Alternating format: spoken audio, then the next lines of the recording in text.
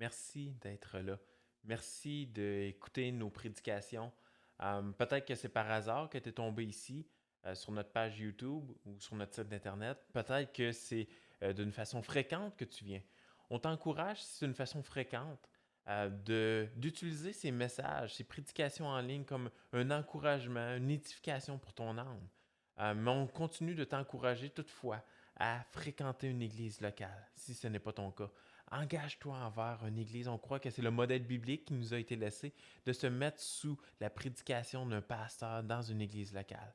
Si pour toi, c'est la première fois que tu es en contact avec une prédication comme celle-ci et que tu aimerais en savoir plus, on t'invite, on t'encourage à nous écrire afin qu'on puisse répondre à tes questions et peut-être même te référer à une église en santé, une église qui prêche droitement la parole de Dieu, c'est-à-dire la Bible, pour ton âme à toi. Bonne écoute.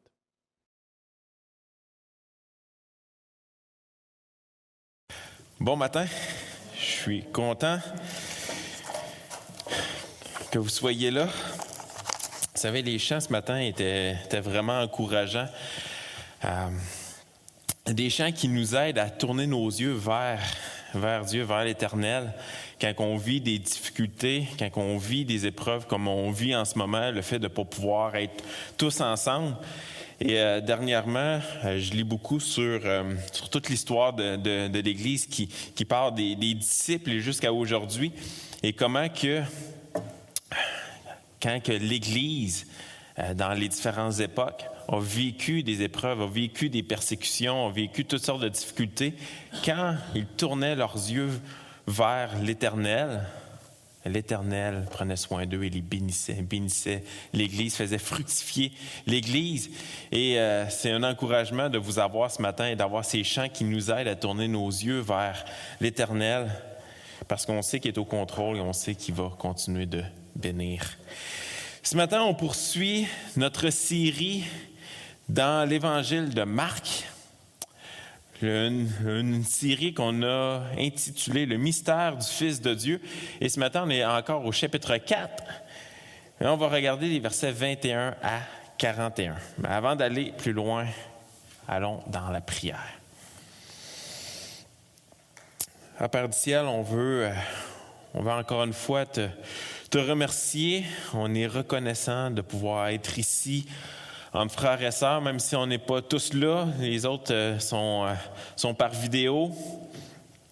Mais Seigneur, on est reconnaissant parce qu'on peut te louer ensemble, parce qu'on peut te prier ensemble, parce qu'on peut entendre ta parole. On peut avoir un minimum de communion ensemble, et Seigneur, on se réjouit de cela. On prie que dans ces moments plus difficiles qu'on vit, ces moments inhabituels, ces moments où on n'est pas libre comme on l'était il y a un an. Il y a un an, on réalisait peut-être pas à quel point c'était un privilège de pouvoir se rassembler dimanche après dimanche.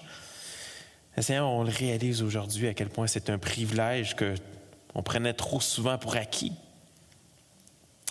Aide-nous à pas s'éloigner de ta parole, à pas s'éloigner de toi durant ces moments-là, mais au contraire, qu'on puisse prendre exemple sur ceux qui nous ont précédés, ceux qui ont vécu des martyrs, ceux qui ont vécu toutes sortes de persécutions pour leur foi. Et ils ont resté accrochés à toi, à ta parole. Et Seigneur, on prie que ce matin, on puisse garder les yeux fixés sur ta parole. Que ton peuple ici à Shawinigan puisse rester fermement attaché et fondé sur ta parole. Les yeux fixés vers toi. C'est en ton nom qu'on te prie. Amen. Alors, l'évangile de Marc, on croit que l'évangile de Marc a été dicté par Marc en environ 65 à 66 après Jésus-Christ, donc à peu près 30 ans après la mort de Jésus-Christ. Et donc, je ne vous ferai pas encore tout un résumé du contexte. On le fait quasiment à chaque dimanche. Je vais sauter un dimanche. Ce qui nous emmène, versets 21 à 25, première section que j'ai appelée « Des ambassadeurs du royaume ». Versets 21 à 25. Et en passant, pour ceux qui ne me connaissent pas, mon nom est Michael Caron et je suis l'un des pasteurs ici à l'Église évangélique baptiste de Shawinigan-Sud. Je J'ai oublié de faire ma petite introduction. Verset 21. Il leur dit encore, « Apportons la lampe pour la mettre sous le boiseau ou sous le lit. N'est-ce pas pour la mettre sur le chandelier? Car il n'est rien de caché qui ne doive être découvert, rien de secret qui ne doive être mis au jour. Si quelqu'un a des oreilles pour entendre, qu'il entende. » Il leur dit encore, « Prenez garde à ce que vous entendez. On vous mesurera avec la mesure dont vous serez servis, et on y ajoutera pour vous. Car on donnera à celui qui a, mais à celui qui n'a pas, en autre même ce qu'il a. » Vous savez, l'action d'entendre, d'écouter, est intrinsèquement liée à une action. Par exemple, une maman qui dit à son enfant d'aller faire le ménage de sa chambre, l'enfant pourrait avoir entendu. Toutefois, 1 heure plus tard, il est possible que la chambre n'ait pas été rangée, comme demandé. La mère va peut-être se demander, est-ce que l'enfant a réellement entendu ce que je lui ai demandé? Et souvent, l'enfant va répondre, oui, je t'ai entendu.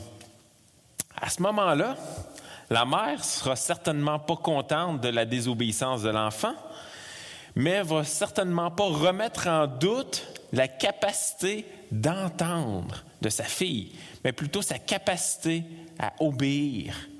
Et donc, les deux sont intrinsèquement liés, sont très proches. Le fait d'entendre et d'obéir, ou le fait d'entendre et de faire une action.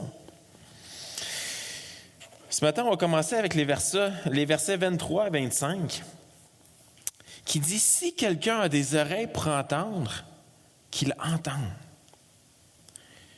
Il leur dit encore, « Prenez garde à ce que vous entendez, on vous mesurera avec la mesure dont vous serez servis, on ajoutera pour vous, car on donnera à celui qui a, mais à celui qui n'a pas, on ôtera même ce qu'il a. » Vous savez, tout au long de son ministère, parmi ses disciples, Jésus va s'exprimer en paraboles. Il va utiliser des histoires, des images contemporaines pour révéler des vérités le concernant. Comme on a vu la semaine dernière avec Doug, Jésus prenait le temps avec ses disciples, prenait un temps à part pour leur expliquer le sens des paraboles. Alors que ceux qui étaient à l'extérieur de ce cercle-là, le message demeurait voilé. Ils entendaient la parabole, mais le message, la vérité derrière cela demeurait voilé pour ceux qui étaient du cercle externe. On a vu la semaine dernière, au verset 11 du chapitre 4, que Jésus dit « C'est à vous qu'a été donné le mystère du royaume de Dieu », en parlant à ses disciples. « C'est à vous qu'a été donné le mystère du royaume de Dieu ». Et Jésus, à plusieurs reprises dans les évangiles, va utiliser cette expression. Si quelqu'un a des oreilles pour entendre, qu'il entende. L'intention de Jésus était que ceux à qui il a été donné de comprendre le mystère du royaume puissent saisir et obéir à ce qu'il leur est transmis, à ce qu'ils entendent. Et tout cela n'est pas déconnecté de ce qu'on a vu la semaine dernière avec Doug. Rappelez-vous, la semaine dernière, avec Doug, on a vu les paraboles des semences et comment que seulement une seule semence sur les 4 a pris réellement racine. Seulement ceux qui ont reçu l'Évangile, la semence, seulement ceux en qui elle a pris racine et qu'elle fait porter du fruit, sont des véritables disciples de Christ. Donc seulement eux peuvent saisir, peuvent comprendre le message de Christ. Et à ceux qui ont été donnés de comprendre ce message de Christ, ça vient avec une grande responsabilité. Et c'est ce qu'on voit ce matin. Jésus met en garde de faire attention à ce que l'on entend. Ce qu'il veut dire par là est, toi à qui il a été donné de comprendre les mystères du royaume de Dieu, porte attention à ce que tu entends. Être disciple de Christ comporte des responsabilités parce qu'il nous a été donné de comprendre. Lorsque l'Esprit de Dieu a pratiqué la régénération, c'est-à-dire qu'il nous a donné un cœur nouveau, qui a transformé notre cœur qui était mort, qui nous a emmenés de la mort à la vie. Lorsque tout cela a été pratiqué, le voile qui était sur notre cœur a été enlevé. Le voile a été enlevé, comme un aveugle qui retrouve la vue. Tournez avec moi dans 2 Corinthiens, chapitre 3, verset 16. 2 Corinthiens, chapitre 3, verset 16.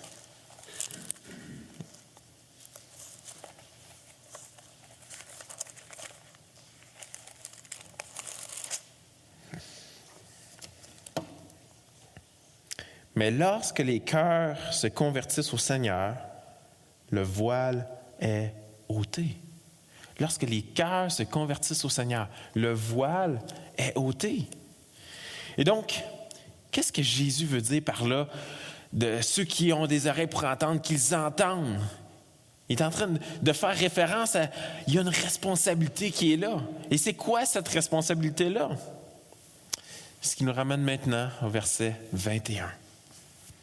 Il leur dit encore, « Apportons la lampe pour la mettre sous le boiseau ou sous le lit. N'est-ce pas pour la mettre sur le chandelier? » Jésus ici est en train d'utiliser une image qui est simple, une image qui est logique. Qui d'entre vous ici ce matin a déjà acheté une lampe?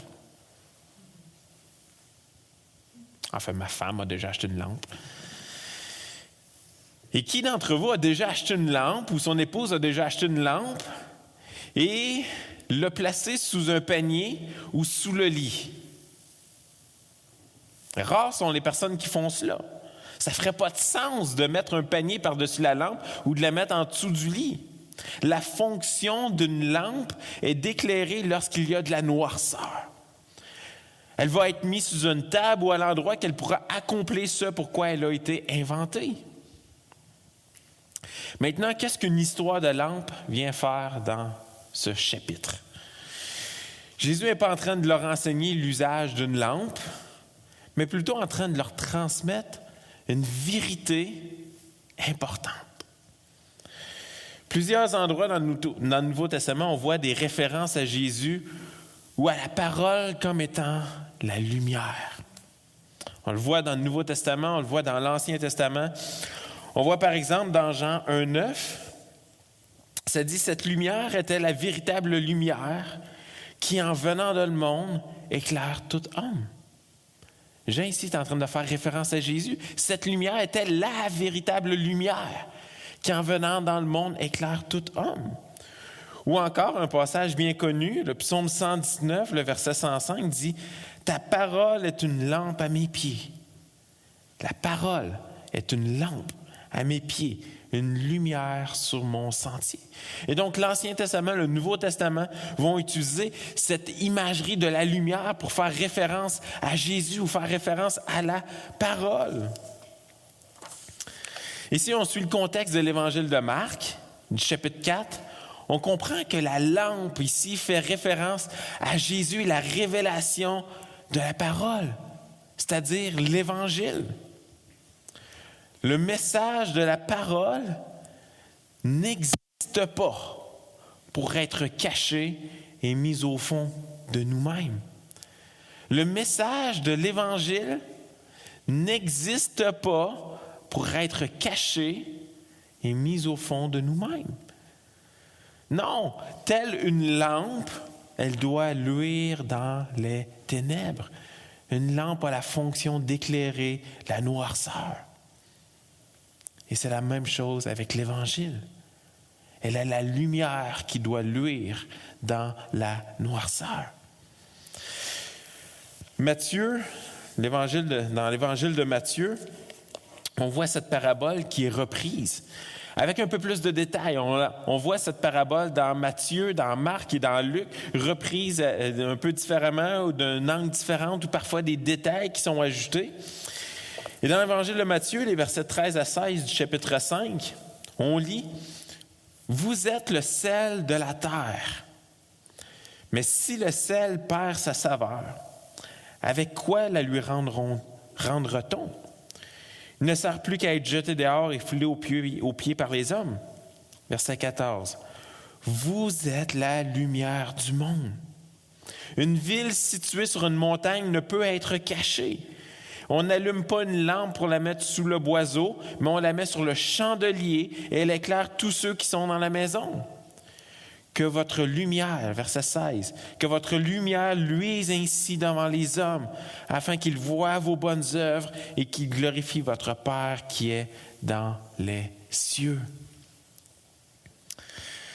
Voici donc ce qu'il faut comprendre jusqu'à maintenant. Ceux qui ont reçu la parole de Dieu, ceux en qui cette semence a pris racine, va porter du fruit, va amener du fruit.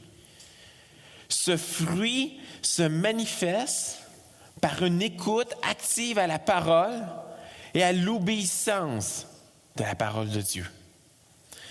Cette obéissance se manifeste entre autres par la proclamation de la parole que l'on a reçue, par le fait d'annoncer ce message de l'Évangile, ce message que l'on a reçu.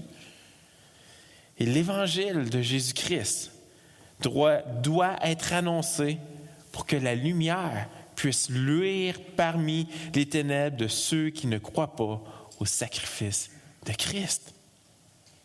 Voyez-vous ici le lien avec tout le début du chapitre 4 et jusqu'à la fin du chapitre 4, comment que Marc, les différents éléments, les différentes paraboles qu'il a mis, il y a un lien entre ceux-ci.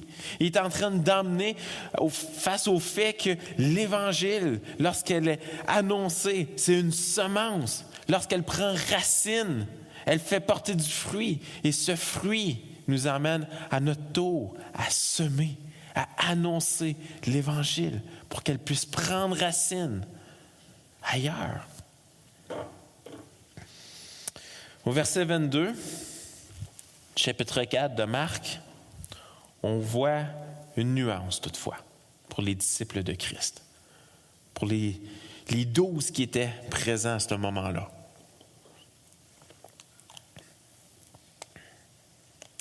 Verset 22, ça dit « Car il n'y a rien de caché qui ne doit être découvert, rien de secret qui ne doit être mis au jour. » Qu'est-ce que Jésus est en train de dire? Il n'y a rien qui est caché, qui doit être découvert, il n'y a rien de secret qui doit être mis au jour. Jésus est en train de leur dire, voici votre mission. Annoncez ce message que vous avez reçu et qui vous a donné la vie, mais ce n'est pas encore le temps aujourd'hui. Ce n'est pas encore le temps aujourd'hui. C'est ce qu'il est en train de dire aux apôtres ici. Il est en train de leur dire, voici votre mission, c'est d'annoncer ce message, c'est que votre lumière puisse luire devant les hommes, qu'elle puisse luire dans les ténèbres, mais ce n'est pas encore le temps aujourd'hui. Rappelez-vous, depuis le début de l'Évangile de Marc, volontairement, Jésus veut garder son identité voilée parce qu'il y a une mission à accomplir, il y a un ministère à accomplir ici sur terre, jusqu'au jour où il va être sacrifié à la croix. La croix ne devait pas être précipitée. Jésus avait un ministère à faire sur terre avant. C'est pour cela qu'on peut dire que Jésus mentionne à ses disciples, est en fait un peu ce que certains vont dire la pré-grande commission. Un peu comme on voit dans Matthieu 28, on voit cette grande commission qui a été laissée aux disciples jusqu'à ce que Jésus revienne, qui est d'aller faire de toutes les nations des disciples. Et ici, dans Marc 4, c'est un peu comme si Jésus est en train de leur annoncer la pré-grande commission. Il est en train de leur dire c'est quoi leur responsabilité à ceux qui a été donné la capacité d'entendre et de comprendre. Voici votre mission, voici votre responsabilité. Que votre lumière luise devant les hommes. Mais ce n'était pas encore le temps pour les 12 disciples. On voit par la suite, versets 26 à 29, des ambassadeurs humbles que j'ai appelés. Versets 26 à 29. Il leur dit encore, « Il en est du royaume de Dieu comme quand un homme jette de la semence en terre. Qu'il dorme ou qu'il veille, nuit et jour, la semence germe et croît sans qu'il sache comment. La terre produit d'elle-même d'abord l'herbe, puis l'épi, puis le grain tout formé dans l'épi. Et dès que le fruit est mûr, on y met le fossile car la moisson est là. » Quelle parabole qui à la fois nous remplit d'humilité et d'encouragement. Elle nous remplit d'humilité et d'encouragement. Vous savez, quand j'étais jeune, pour certains je suis encore jeune, mais quand j'étais encore beaucoup plus jeune, que j'étais au primaire, en fait, je crois que j'étais à la maternelle, je me rappelle encore une expérience qu'on avait faite. La professeure nous avait fait prendre un verre de styromousse, mettre de la terre dedans. On avait mis des grains dedans. On avait arrosé, on avait laissé sur le bord de la fenêtre. Et après ça, on a laissé la chose aller. Et ça n'a pas pris long avant que, tranquillement, on commence à avoir une pousse. Et on était tous émerveillés par ça, parce qu'on se disait, « Wow, comment est-ce que ça s'est produit? » Ou c'est moi qui ai produit cette petite plante-là, sans nécessairement comprendre comment que ça s'est fait. Et Jésus est en train d'utiliser une parabole semblable ici, en train de parler de cette semence qui est mise en terre. Et vous savez, on est à une époque, à l'époque de Jésus, où l'agriculture est très commune dans toutes les familles. Elle est très commune parce que c'était un des éléments principaux pour leur survie. Et Jésus compare le royaume de Dieu à un homme qui jette de la semence en terre. Pareil comme on fait de nos jours avec un jardin, on sème des grains, on met des graines en terre. Mais remarquez la suite du passage. La suite du passage qui nous dit qu'il dorme, à partir du verset 27, qu'il dorme ou qu'il veille nuit et jour. La semence germe et croît sans qu'il sache comment. L'homme est complètement dissocié de l'équation, du restant de l'équation. Peu importe ce que l'homme fait par la suite, dans sa passivité, qu'il dorme ou qu'il veille assis sur le sofa, la semence va germer, grandir, sans qu'il sache comment.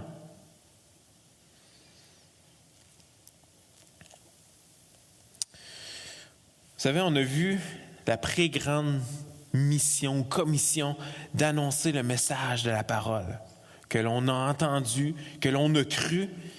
Et maintenant, Jésus dit que cette obéissance de notre part est seulement de semer ou d'annoncer.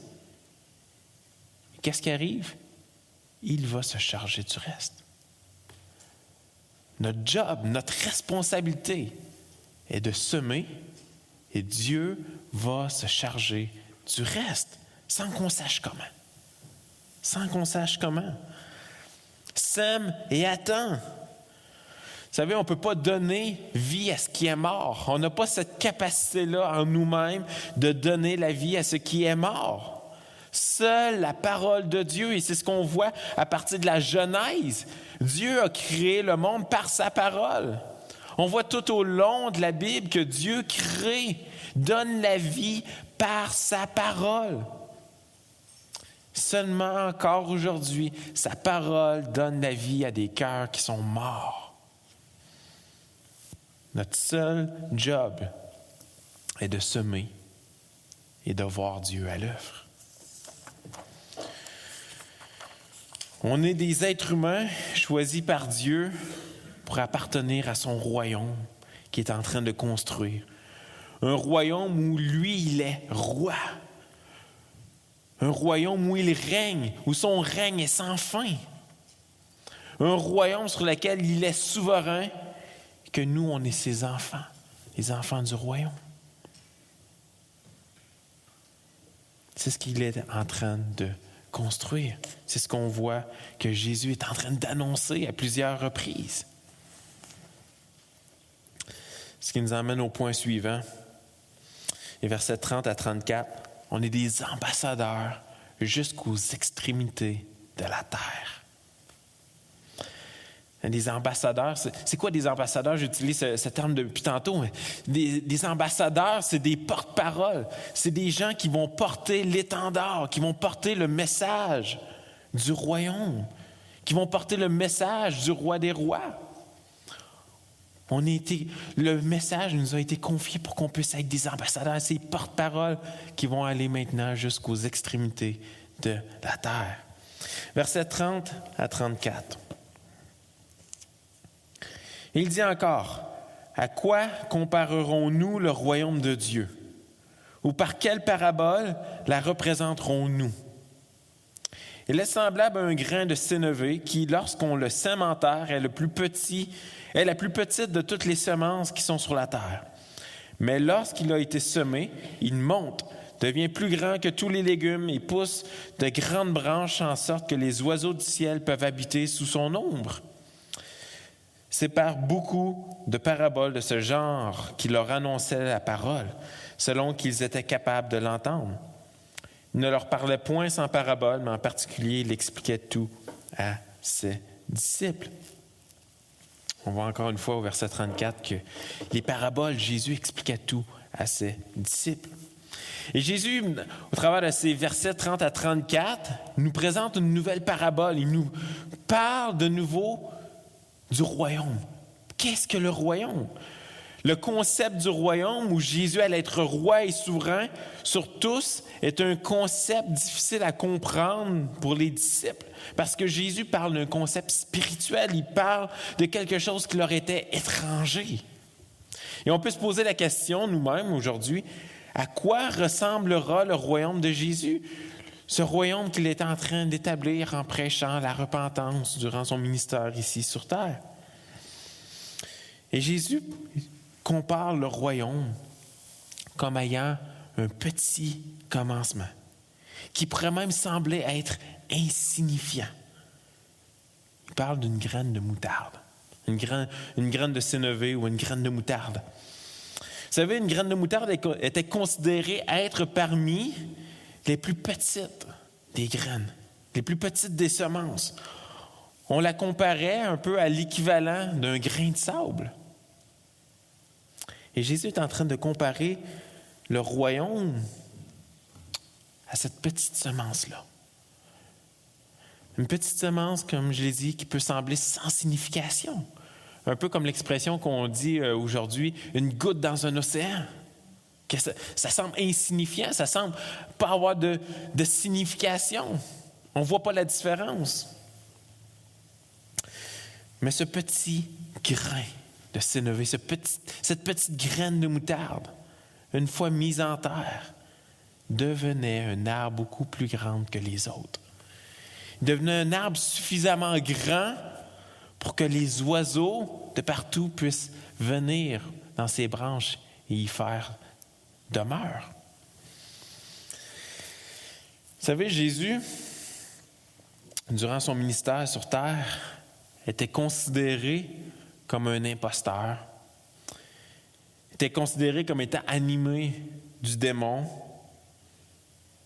était vu comme étant un être humain qui a été battu, qui a été humilié jusqu'à être crucifié sur une croix romaine. Jésus a eu un petit commencement dans son ministère, tout comme la graine de moutarde, la graine de sénévé. Mais dans cette parabole, Jésus pointe vers l'accomplissement total de ce petit ministère qui a commencé. Il pointe vers son royaume parfaitement établi. Maintenant, ce qui est intéressant dans cette parabole, c'est que Jésus parle d'oiseaux. Des oiseaux qui viennent faire leur demeure au travers des différentes branches. Et on voit différentes références à des oiseaux qui viennent faire leur demeure dans des arbres, au travers de prophéties de l'Ancien Testament. Des prophéties qui nous pointent justement vers le royaume qui allait être établi et qui utilisent cette même imagerie d'oiseaux. On voit par exemple Ézéchiel 17, qu'on ne prendra pas le temps de tourner, mais différents endroits dans l'Ancien Testament qui font référence à ces oiseaux-là. Et quelle signification est-ce que ça avait? Eh bien, souvent les oiseaux représentaient les autres nations, ceux qui n'appartenaient pas au peuple d'Israël. Et ce qu'on voit aujourd'hui au travers de cette parabole et que les disciples étaient en train de vivre, c'est que le salut de Dieu, son royaume n'allait pas être accessible seulement pour les Juifs qui allaient croire, mais allait être accessible maintenant à tout peuple et toute nation qui allait confesser le nom de Christ.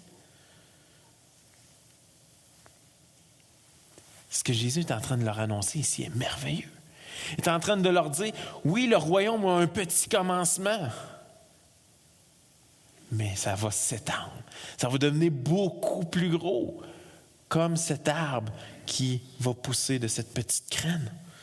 On voit ici encore plus le lien avec cette très grande commission qu'on a vue dans les versets 21, et même cette grande commission laissée aux disciples dans Matthieu 28, d'aller faire de toutes les nations des disciples.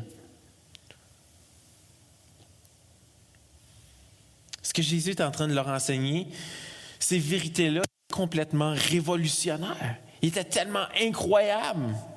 Son royaume n'allait pas s'arrêter à Jérusalem, mais ses frontières seraient jusqu'aux extrémités de la terre. Et nous, en tant qu'enfants du royaume, nous allons être les représentants du roi qui doit aller et semer l'Évangile jusqu'aux extrémités de la terre, afin que la lumière puisse luire, puisse resplendir parmi les ténèbres du péché. L'Évangile de Marc, chapitre 4, en fait, tout l'Évangile est incroyable, mais on voit ici, au travers des paraboles, le royaume de Dieu. À quel point que le royaume n'allait pas s'adresser seulement qu'à des personnes particulières du peuple d'Israël, mais que ça allait s'étendre à toutes les nations, tous les peuples. C'est ce qu'on voit dans la lettre aux Éphésiens qui dit que Dieu a enlevé le mur de l'inimitié entre Grecs et Juifs ou entre les païens et les Juifs. Toutes les nations allaient maintenant pouvoir faire partie de ce royaume. Et les versets 35 à 41 maintenant.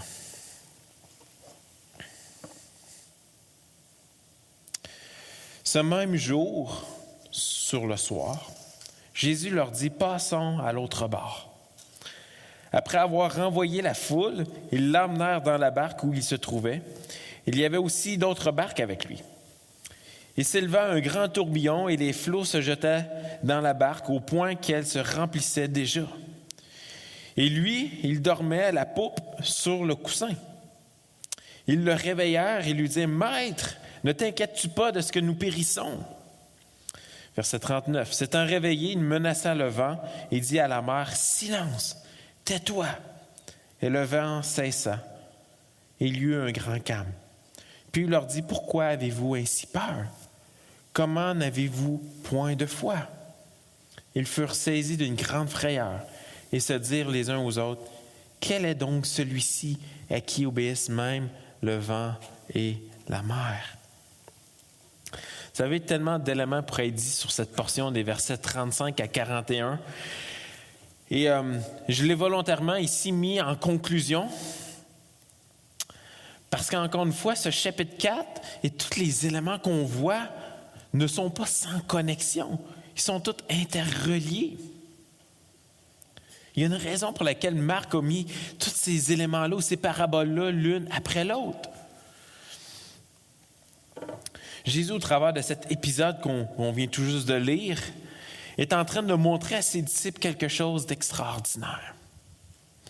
Au-delà de les avoir possiblement sauvés d'un naufrage à cause de la tempête, Jésus ici est en train de démontrer son autorité.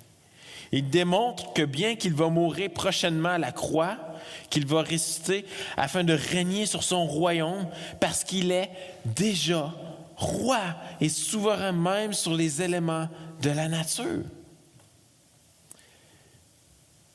Jésus était déjà roi, était déjà au contrôle des éléments de la nature.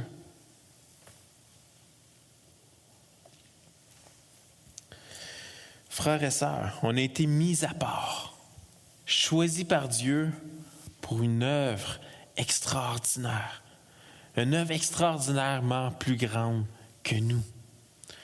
Lorsque l'Esprit a transformé nos cœurs, nous a rendus aptes à entendre la parole du grand berger, il ne nous a pas transformés pour que l'on reste confortablement assis dans nos maisons, mais pour être des ambassadeurs du royaume de Dieu, le royaume où il est roi, où il est souverain.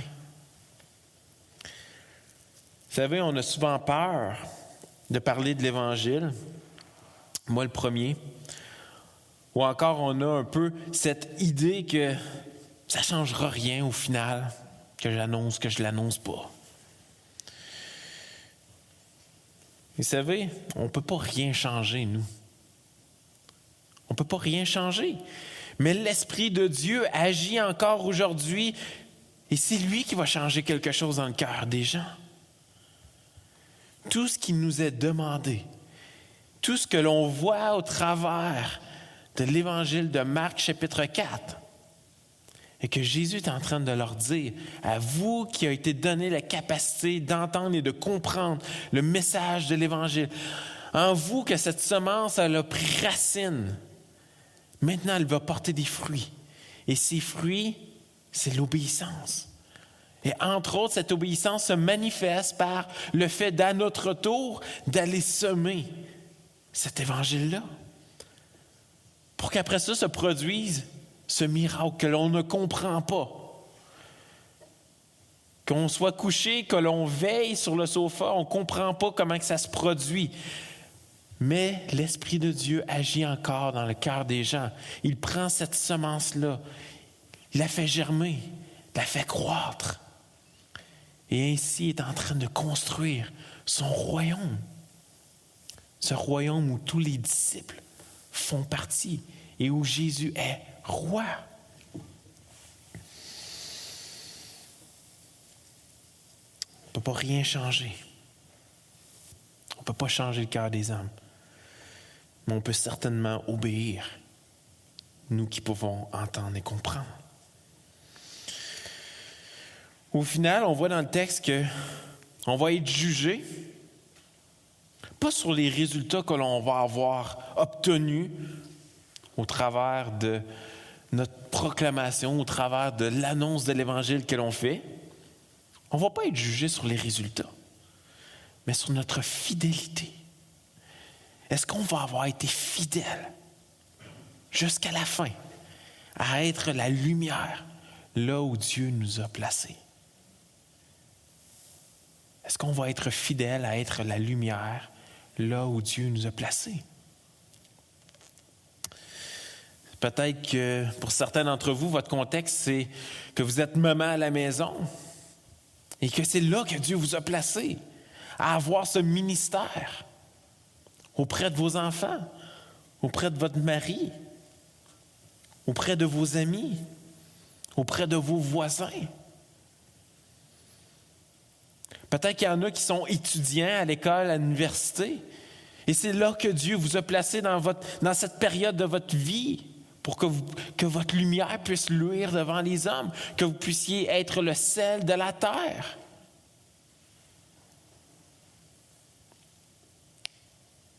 Peut-être que vous êtes une grand-maman et que vous avez été bénie d'avoir des petits-enfants ou un grand-papa.